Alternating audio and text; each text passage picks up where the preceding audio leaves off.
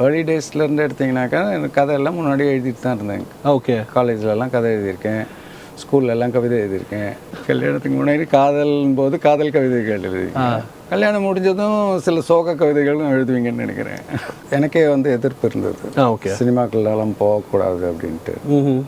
ஃபேமிலியில் அம்மா அப்பாவில் அம்மா வந்து வெஹமெண்ட்டாக சினிமாலாம் வேண்டாம் அப்படின்னு சொன்னாங்க. ஸோ அந்த மாதிரி சண்டை போட்டு தான் சினிமாவுக்கு வந்திருக்கேன். அது ஓகே. அது அந்த பீரியடில் வந்து சினிமா அப்படின்றது வந்து ஒரு டாக்டரை விட கம்மி தானே. இல்லை, ஏற்கனவே ஒரு இன்டர்வியூவில் கூட சொன்னேன், இதில் இன்னும் காசுனா என்ன அர்த்தம், தாழ்த்த படல் அப்படின்னா என்ன அர்த்தம்? ஓகே, பொண்ணு கொடுக்க மாட்டான், வீடு கொடுக்க மாட்டான், பேங்க்கில் லோன் கொடுக்க மாட்டான். சினிமாக்காரங்க எடுங்க, இது மூணும் கிடையாது. ஆமாம். ஓகே, போலீஸ்காரங்களுக்கும் கிடையாது. லவ் இஸ் ஒன் எமோஷன் தானே.